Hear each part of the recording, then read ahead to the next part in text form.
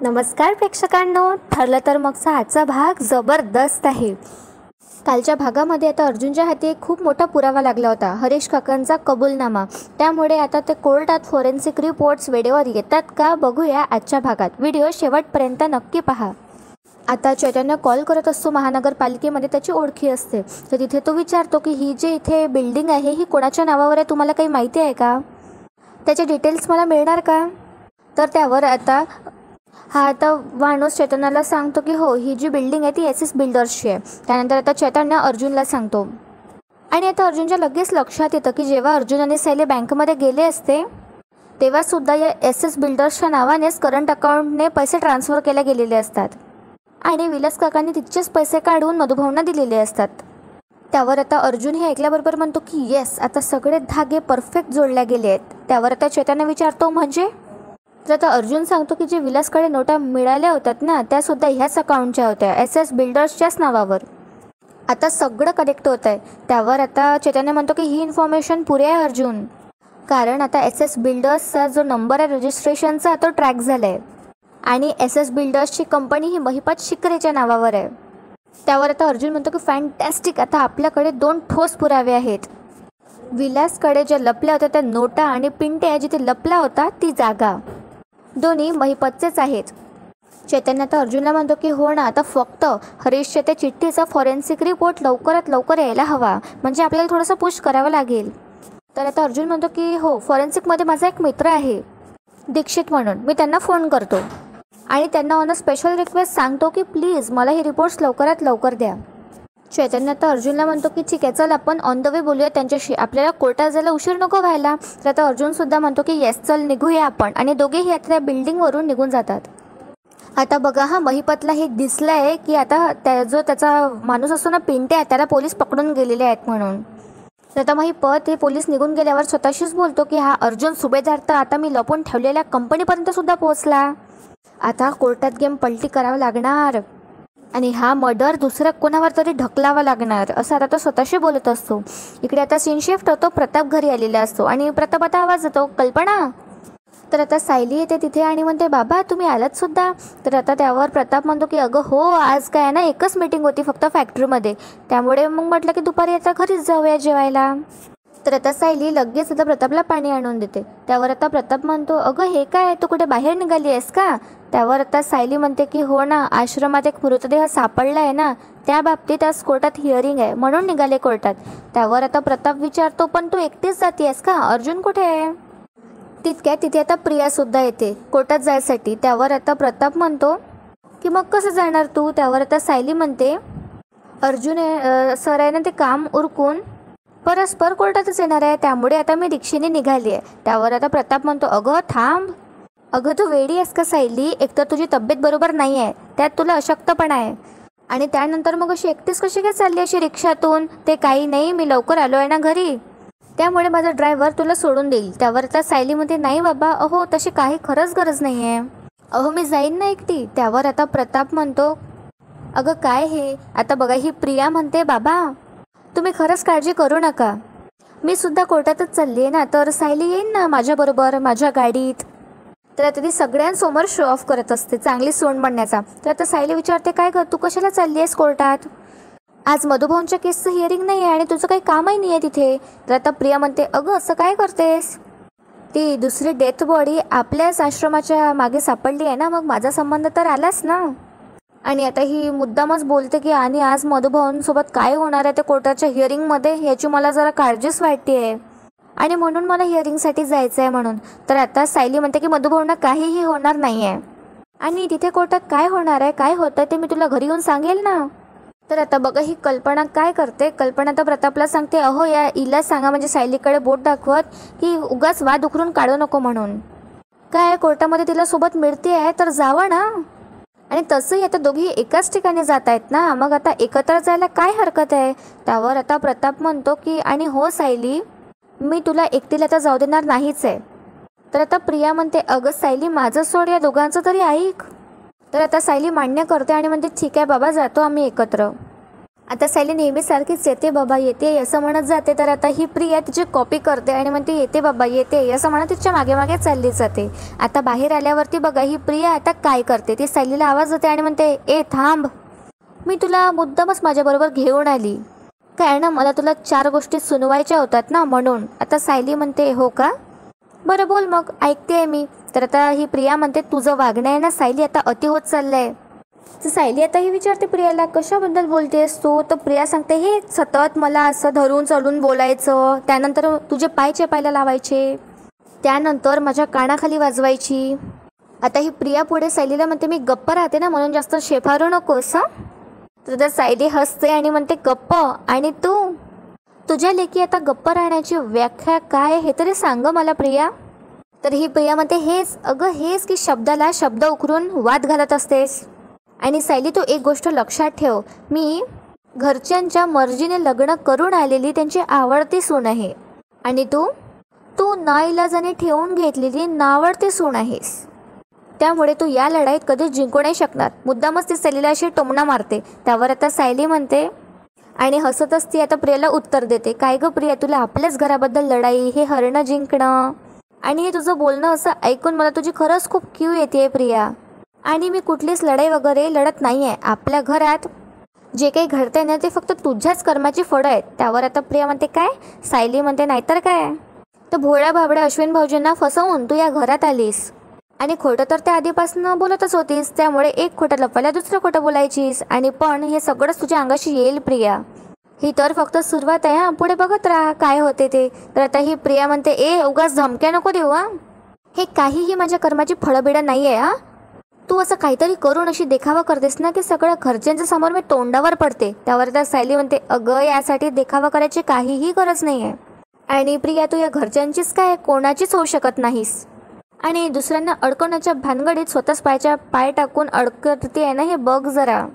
तर आता ही प्रिया सायलीला टोमणं मारते आणि बोलते की वा कोण बोलतंय बघा, जी स्वतः कॉन्ट्रॅक्ट मॅरेज करून तोंडावर पडली ती. त्यावर आता सायली म्हणते अगं प्रिया माणसाकडे नवीन विषय नसले ना की तो हा असंच जुने विषय काढून तेच ते घोडत बसतो, आणि मी चूकच केली हे मला मान्यच आहे कॉन्ट्रॅक्ट मॅरेज वगैरे करून, पण आता आपल्या घरच्यांचं मोठं मन बघितलं ना, त्यांनी नावळ टीका असेल ना पण सून म्हणून तर मला घरात ठेवलंच ना. आणि प्रिया ज्या दिवशी तुझा खोटेपणा उघडा पडेल ना त्या दिवशी ते तुला दारात सुद्धा नाही ठेवणार. आता प्रियाला हे ऐकून धक्काच बसतो आणि ती ततापप्पा करायला लागते. ती म्हणते मी आपल्या घरच्यांची खोटं बोलली आहे. त्यावर तर सायली म्हणते अगं तू अख्ख्या जगाशी खोटं बोलली आहेस.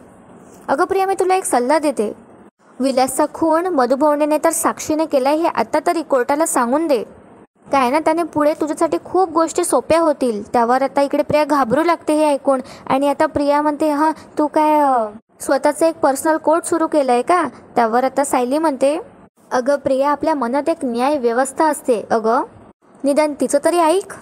आणि हे तुलाही माहिती आहे आणि मलाही माहिती आहे की खून मधुभावने केलेला नाही आहे. त्यावर आता या प्रियाला लगेच आठवतं की खून तिने स्वतःच्या डोळ्यांनी पाहिलेला असतो आणि साक्षीनेच केलेला असतो. तर आता ही प्रिया सायलीला म्हणते की मग आता तू एक माझा सल्ला घे, मधुभाऊ या सगळ्यातनं कधी सुटणार नाही अगं, काय आहे ना तुझ्याकडे एक संधी आहे, तू यातनं बाहेर पड, आणि हे हरीश डेथ बॉडी प्रकरण आहे ना हे तुला खूप महागात पडणार आहे हा सायली. महिपत शिकरे काही साधा माणूस नाही आहे. आणि असं म्हणत आता प्रिया हसू लागते. तर आता सायली प्रियाला म्हणते काय गं या सगळ्यांशी मुळात महिपतचा संबंध आहे हे तुला कसं माहिती, आणि तो मृतदेह तर हरीश काकांचा आहे हे तर आम्ही फक्त मधुभाऊनच सांगितलं होतं, मग तुला कसं कळलं. तर आता ही प्रिया अशी गडबडते आणि म्हणते तू मधुभाऊंशी बोलताना माझ्या कानावर पडलं असेल, मला काही ते आठवत नाही आहे नीट. आणि तर कव्हर करायला प्रिया म्हणते आणि असं काहीतरी नीच करायला महिपत एकमेव माणूस आहे आपल्या आजूबाजूला, म्हणून घेतलं त्याचं नाव. आता सायलीच्या हे लक्षात येतं आणि सायली गालातल्या गालात हसू लागते. तर आता प्रिया तिला म्हणते अगं चल ना आता, वेळेत पोचायचं नाही आहे का कोर्टात. तर आता सायली प्रियाच्या गाडीत बसते आणि दोघीही आता कोर्टासाठी निघतात. इकडे आता सीन शिफ्ट होतो. अर्जुन आणि चैतन्य कोर्टमध्ये पोहोचले असतात. तर अर्जुन आता फोनवरती बोलत असतो आणि सांगत असतो की हो मी दीक्षितांना रिक्वेस्ट केली आहे की मला फॉरेन्सिक रिपोर्ट लवकरात लवकर द्या, आणि तुम्ही सुद्धा त्यावर लक्ष दिलं तर बरं राहील, आणि हो एक कॉपीसुद्धा मला नक्की पाठवा. आता अर्जुन सगळे सोर्सेस आपले यूज करत असतो. तर आता तिथे उभा जो महिपत असतो हे सगळं अर्जुनचा कॉन्फिडन्स वगैरे दुरूनच बघत असतो. आता इथे सुद्धा बघा महिपत काहीतरी सेटिंग लावत आहे बरं का. एक माणूस असतो त्याच्या समोर आणि आता महिपत त्याला सांगत असतो ते गाडी दिसते का तुला, ती आता पोलिसांची गाडी असते ज्याने त्या पिंट्याला पकडून आणलेलं असतं. तर आता हा महिपत एका माणसाला सांगतो की आता हे पोलीस आहे ना ते पिंट्याला इकडेच घेऊन येत आहेत, तर त्यांना हे एक चिठ्ठी द्यायची आणि कोणाला कळता कामा नाही असं म्हणत आता एक चिठ्ठी महिपत त्या माणसाच्या हाती देतो. आता हा माणूस चालत चालत येतो आणि हळूहळू पोलिसांकडे त्याचे पाय वळत असतात आणि पोलीस सुद्धा त्या पिंट्याला आतमध्ये घेऊन जात असतात. तितक्यात आता पोलिसांचं लक्ष नसतं. हा माणूस आता लगेच म्हणजे सगळ्यांच्या लपून त्या पिंट्याच्या हाती एक चिठ्ठी देतो. बहुतेक आता महिपतनी काहीतरी मोठं प्लॅनिंग केलेलं दिसतंय, बघूया. आणि बहुतेक जसं मगाशी महिपत म्हणाला होता की कोणावर तरी खोटा आड घ्यायला हवा या खुनाचा, तर या पिंटाच बहुतेक खोटा आड घेणाऱ्या हरीशच्या खुनाचा. असो इकडे आता चैतन्य म्हणत असतो अर्जुनला की आपल्याला फॉरेन्सिक रिपोर्ट लवकरात लवकर मिळायला हवा. त्यावर आता अर्जुन म्हणतो की हो ना, प्रयत्न तर तेच आहेत. आय होप रिपोर्ट येतील, कारण त्याशिवाय काहीच होऊ शकत नाही. त्यावर आता चैतन्य म्हणतो ते अक्षर हरीशचंच आहे. हा रिपोर्ट एकदा का आपल्या हाती आला ना मग काम झालंच. त्यावर आता अर्जुन सुद्धा म्हणतो की हो, तरच आपल्याला हे प्रूव्ह करता येईल की हरीश त्याची साक्ष बदलणार होता आणि म्हणूनच महिपतने हरीशचा खून केलाय. आणि आता रिपोर्ट वेळेवर नाही आला ना तर ते असं आता अर्जुन चैतन्याशी बोलत असतो. तितक्यात आता तिथे रविराज येतो आणि आता आश्चर्यच होतं अर्जुनला बघून. अर्जुन आता म्हणतो सिनियर तू इथे, व्हॉट अ सरप्राईज. तर आता रविराज म्हणतो की अरे तुला मी सपोर्ट करतो म्हटल्यानंतर आता तुझ्या हिअरिंगला तर येणारच ना. अर्जुनला आता खूप आनंद होतो. त्यावर आता रविराज म्हणतो मागच्या वेळेला आपण जेव्हा भेटलो होतो बोललो होतो तेव्हा तू हरीशच्या फोनचं लोकेशन ट्रेस केलं होतं, कुठपर्यंत आला इथे, काय झालं. तर आता अर्जुन सांगतो की हो, त्या फोन यूज करणारा व्यक्ती जो आहे तो सापडलाय आणि शिवाय आता हरीशचं सामान सुद्धा सापडलंय. चैतन्य सांगतो आणि सर त्या सामानात आम्हाला हरीशने लिहिलेली एक चिठ्ठी सुद्धा सापडली आहे, ज्यात असं लिहिलं होतं की त्याने मधुभाऊंच्या विरोधात साक्ष दिली आहे, याचा त्याला पछतावा होत होता. त्यावर आता रविराज म्हणतो हो का, आणि हा तर खूप महत्त्वाचा पुरावा आहे. आणि त्यानंतर आता रविराज अर्जुनला विचारतो ऑथेंटिसिटी रिपोर्ट मिळवलाय का तुम्ही यासाठी. तर आता अर्जुन म्हणतो ॲक्च्युली सिनियर हे सगळ्यांना आज सकाळीच घडलं आहे आणि ती चिठ्ठी आता मी पोलिसांना दिली आहे आणि मग आता फॉरेन्सिक रिपोर्टची वाट बघतोय आणि आता इतक्या लवकर रिपोर्ट येणं फारच कठीण आहे, बघूया काय होतं ते. मी तशी रिक्वेस्ट केली आहे तिथे. आता रविराज विचारतो कोणाला रिक्वेस्ट केली आहे. तर आता अर्जुन सांगतो तेच आपले मिस्टर दीक्षित. तर आता रविराज म्हणतो तो फॉरेन्सिक डिपार्टमेंटचा ना तो दीक्षित. त्यावर आता अर्जुन म्हणतो की हो. तर आता रविराज म्हणतो एक मिनिट आणि रविराज लगेच आता कॉल लावतो आणि त्या दीक्षितला कॉल करून सांगतो हॅलो मी रविराज. आणि आता स्वतःच्या ओळखीने रविराज हे काम करून देत असतो. रविराज म्हणतो की त्याच्या पर्सनल लेवलवर जरा ती रिपोर्ट लवकर पाठवतोय का मला. अरे हा माझा स्टुडंट आहे ना अर्जुन सुभेदार, ही त्याची केस आहे आणि तो हे केस हँडल करतोय, म्हणजे तू जर लवकर पाठवलं असतं त्याला जरा मदत होईल. तर आता रविराजने हे काम केलेलं आहे आणि आता रविराज फोन ठेवल्यावर म्हणतो की झालंय काम, आपल्याला रिपोर्ट वेळेवर मिळतील. पुढे आता रविराज सांगतो अरे सुभाष दीक्षित आहे ना तो माझा खूप जुना मित्र आहे. त्यावर आता अर्जुन म्हणतो की थँक्यू सो मच सिनियर. बघ आता तू माझ्या फेवरमध्ये आलायस तर सगळं कसं फेवरमध्ये आणि पॉझिटिव्ह घडतंय. तर रविराज म्हणतो की ग्लॅड टू हेल्प. तितक्यात आता चैतन्याचं लक्ष दामिनी आणि महिपतकडे जातं आणि ते दोघं काहीतरी डिस्कस करत असतात. तिथे साक्षी सुद्धा त्यांच्यासोबत असते. त्यानंतर आता चैतन्य अर्जुनला आवाज देतो आणि सांगतो बघ अर्जुन तिकडे हे तिघही आलेत. त्यावर आता अर्जुन म्हणतो आज तर विलास मर्डर केसचं हिअरिंग नाही आहे, मग हरीश मर्डर केससाठी हे इथे काय आलेत आणि तेही हे तिघं एकत्र. तर आता अर्जुन दामिनीला म्हणतो what a surprise advocate Damini Deshmukh, तुम्ही इथे. महिपतचं ठीक आहे त्याला काही काम नसतं, पण तुम्ही तर खूप बिझी असता ना आणि मग या केसशी काही संबंध नसताना तुम्ही आज इथे. तर आता दामिनी म्हणते की केसशी संबंध नाही आहे हे कोणी सांगितलं, मी माझं काम अर्जुन परफेक्टच करते. माझ्या केसमधल्या आरोपीवर आणखी एका खुनाचा आरोप झाला आहे, त्यांनी माझ्या केसला फायदाच नाही का होणार. काय रे अर्जुन मी जाऊ ना की तू अडवणार आहेस मला. त्यावर आता अर्जुन म्हणतो की मी का अडवेल, you are most welcome please. त्यावर आता बघा हा रविराज म्हणतो ज्याची आता सतसत विवेक बुद्धी जागी आहे अशा प्रत्येक वकिलाचं कोर्टात स्वागतच आहे.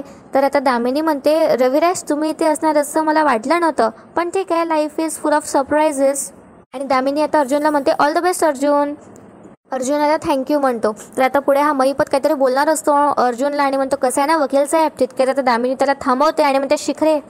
तर आता महिपत गप्प बसतो आणि दोघी आता आतमध्ये जातात. तर आता अर्जुन हे बघून हसायला लागतो. तितक्यात आता तिथे प्रिया आणि सायली सुद्धा येतात. आता प्रियाला जरा धक्काच बसतो रविराजला तिथे बघून आणि ते सुद्धा अर्जुनसोबत गप्पा करताना. आता इकडे ही प्रिया मनात विचार करू लागते की हा किल्लेदार इथे काय करतोय, माझी भीती खरी ठरते का, हे सगळे एकत्र येत आहे, या किल्लेदारला घोड्यात घ्यावंच लागणार.